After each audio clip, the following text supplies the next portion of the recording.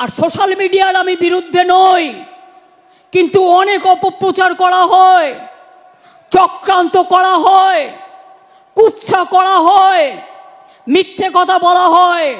আমি ছাত্রছাত্রীদের একটা কথা জানিয়ে রাখি, এখন cyber crime is the main crime, মাথায় রাখবেন। আর্টিফিশিয়াল এজেন্সি এআই এর নামে কি করেছে জানেন? নামটা হচ্ছে এআই।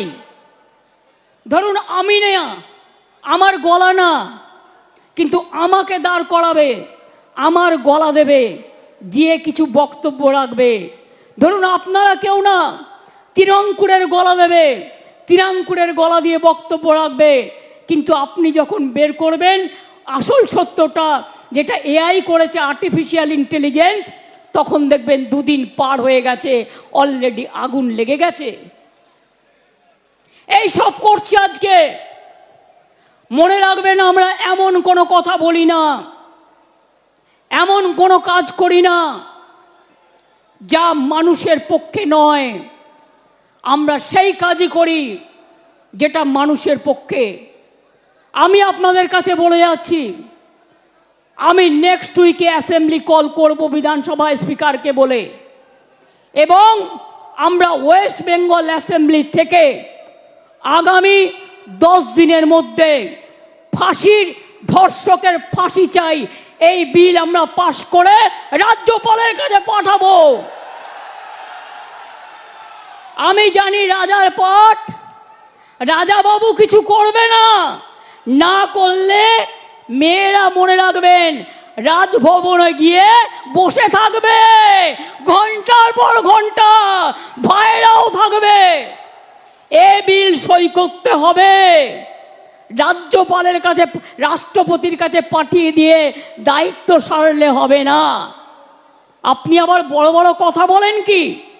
আপনার রাজভবনের কর্মী, একজন মহিলা কর্মী, তাকে আপনি নির্যাতন করেন, সে মেয়েটা বিচার পায়নি, ট্রমাটাইজ হয়ে গিয়েছিল, তাকে আমি অন্য জায়গায় চাকরি দিয়েছি, তাকে আমি সরিয়ে নিয়েছি, থাকবার জায়গা করে দিয়েছি। এই কথাগুলো বলতে পারেন না? লজ্জা নেই? কালকে কারা এসেছিল আন্দোলন করতে?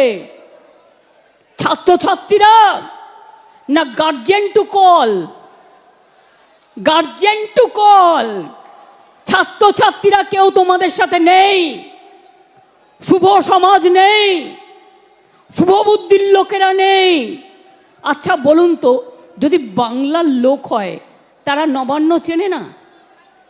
তারা রাজভবন চেনে না? আমি তো কালকে দেখলাম রাজভবনের দক্ষিণ গেটেও ঢিল মেরেছে। এরা কারা? এরা কোথাকার? কোথার থেকে এসছে?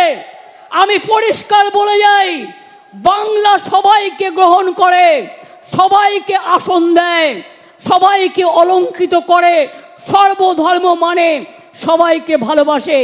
কিন্তু কেউ যদি মনে করেন বাইরে থেকে এসে বাংলাকে অচল করবেন, বাংলাকে অশান্ত করবেন, তারা মনে রাখবেন বাংলার মৃত্যু নেই, বাংলা অচল হয় না, বাংলা সচল থাকে।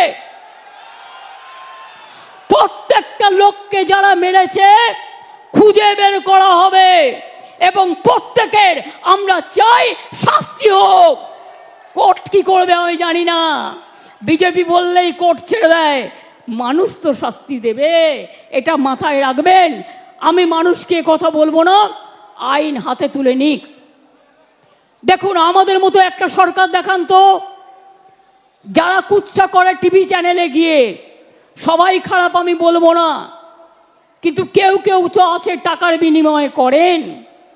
তাদের আমি জিজ্ঞেস করব, যখন জুনিয়র ডাক্তাররা প্রতিবাদে স্ট্রাইক করছিলেন দেশ জুড়ে, আমরা কিন্তু ডাক্তারদের বিরুদ্ধে একটা অ্যাকশান নিইনি। তার কারণ আমি মনে করেছিলাম ওদের আন্দোলনটা সংগত, ওরা ওদের বন্ধুর বিচার চাইছে।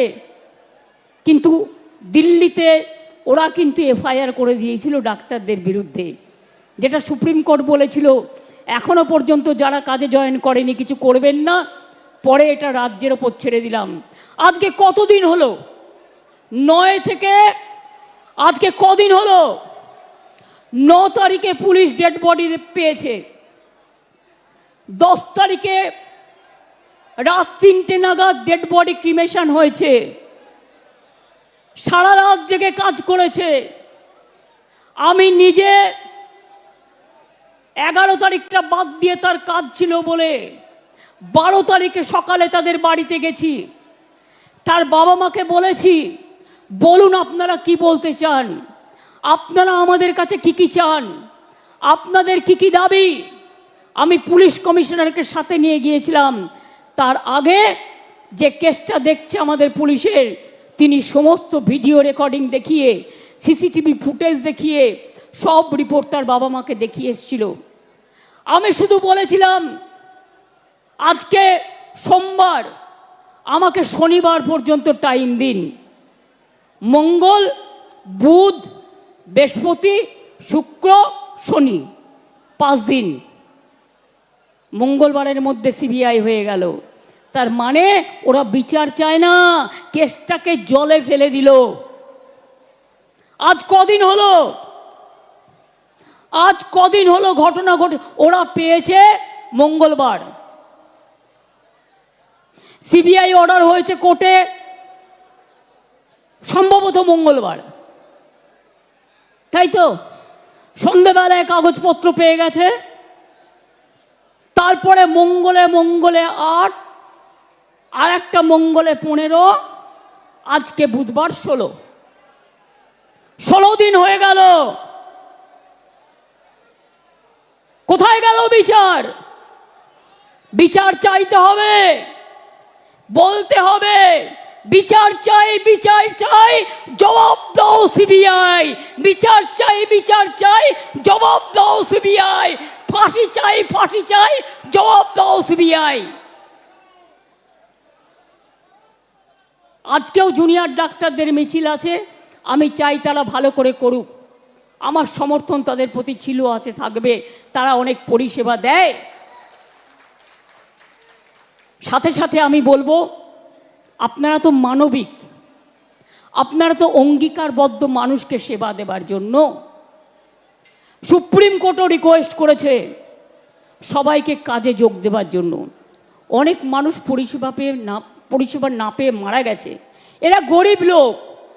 যারা বড় লোক, কোটিপতি, অনেক টাকা আছে, তারা প্রাইভেট হাসপাতাল ট্রিটমেন্ট করতে পারে, কিন্তু যারা গরিব লোক তারা পারে না।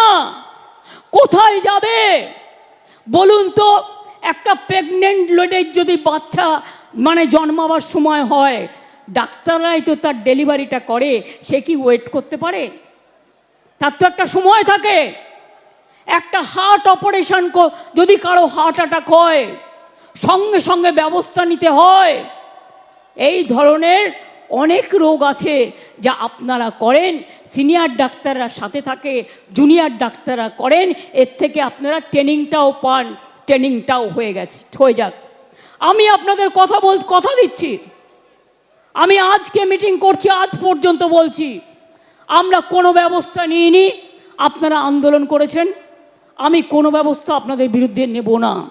কারণ আমি যেহেতু মনে করি আপনাদের দুঃখ থাকতে পারে, অভিমান থাকতে পারে, ক্ষোভ থাকতে পারে, আপনারা বিচার চাইছেন। কিন্তু এবার আস্তে আস্তে জয়েন করুন, এবার আস্তে আস্তে যোগদান করুন। তা নাহলে সুপ্রিম কোর্ট কিন্তু সেদিন বলেছিলেন, এরপর থেকে স্টেট গভর্নমেন্টকে পাওয়ার দেওয়া হলো টু টেক অ্যাকশান। আমি অ্যাকশান নিতে চাই না। তার কারণ আমি চাই ওরা ভালো করে পড়াশুনো করুক। আমি যদি কারোর বিরুদ্ধে এফআইআর করি, তার ভবিষ্যৎটা নষ্ট হয়ে যাবে। সে আর কোথাও চান্স পাবে না, পাসপোর্ট পাবে না, ভিসা পাবে না। আমি যদি কারোর বিরুদ্ধে লিগালি অ্যাকশান নিই, সে বিচার পাবে না। সে মনে রাখবেন তার জীবনটা পুরো নষ্ট হয়ে যাবে। আমরা সেটা চাই না। আমাদের সরকারের মানবিক মুখ আছে, মানবিক মুখ দিয়ে আমি আরো ডাক্তার তৈরি করতে চাই। এবং আমরা একমাত্র গভর্নমেন্ট যেটা নারী সুরক্ষার জন্য রাত্রি সাথী আমরা ডাক্তারদের জন্য তৈরি করেছি। আমি অলরেডি 100 কোটি টাকা স্যাংশন করেছি। যদি কোথাও অন্ধকার থাকে আলো লাগাতে বলেছি। সিসিটিভি